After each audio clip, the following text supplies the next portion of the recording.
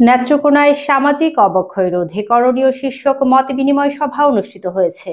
আজ শনিবার সকালে নেত্রকোনা সদর উপজেলার খারবাংলা গ্রামে নেত্রকোনা ডেভেলপমেন্ট সেন্টারের উদ্যোগে এই মতবিনিময় সভা অনুষ্ঠিত হয়। সভায় প্রধান অতিথি হিসেবে উপস্থিত ছিলেন নেত্রকোনা যুব উন্নয়ন অধিদপ্তরের উপপরিচালক ফারজানা পারভীন।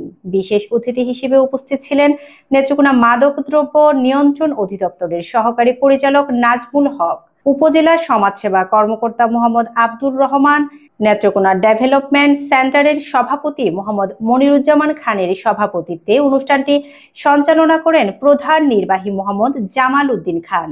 এ সময় অনুষ্ঠানে উপস্থিত ছিলেন নেত্রকোনা ডেভেলপমেন্ট সেন্টারের সদস্যবৃন্দ ও এলাকার গণ্যমান্য ব্যক্তিবর্গ।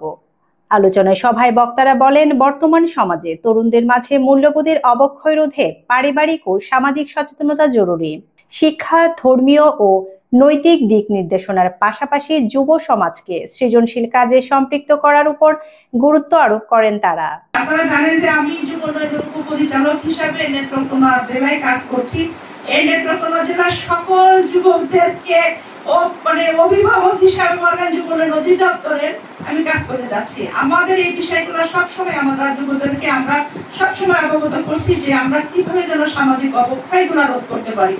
আমরা যখন দেখি আমাদের সমাজে অনেক আসলে কি বলবো সামাজিক অনেক কর্মকাণ্ড আমাদের সমাজে ঘটে থাকছে। তো আমরা যদি সবাই একটু সচেতন হই তাহলে মনে হয় আমরা অনেক সামাজিক অবক্ষয়কে রোধ করতে পারি। আমি প্রথমেই মনে করি যে আমাদের পরিবার থেকেই যদি আমরা কাজটা শুরু করি তাহলে সবচেয়ে ভালো।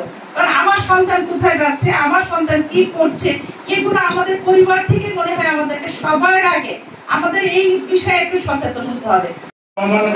আপনারা বড় বড় লট করেন, আপনারা 10 কেজি 15 কেজি 100-200 বেশি নিয়ে যখন তারা ব্যবসা করতে নামে, আপনারা তো জানেন, কারণ আপনাদের প্রতিবেশী তারা, কোন সময় তাদের এখানে বেশি পরিমাণে মাল মজুদ থাকে, বেশি পরিমাণে যখন আপনারা ধরাই দেবেন শাস্তির পরিমাণ তত বেশি হবে। আপনারা যদি আমাদেরকে অ্যাসিস্ট করেন তাহলে এই কাজগুলো আমাদের জন্য অনেক সহজ হয়। জানুয়ারি থেকে আমি একটি ইউনিয়নে প্রশাসক হিসাবে কাজ করছি। চেয়ারম্যান যে কোনো কারণে নিয়মিত ছিলেন না ইউনিয়নে, পরে প্রশাসক হিসেবে দায়িত্ব দেওয়া হয়েছে আমাকে। একটা বিষয় দেখলাম, এই 4 মাসে এখানে প্রায় 40 লাখ টাকার মতো বরাদ্দ আসছে টিআর কাবিথা এবং কাবিথা প্রকল্পে।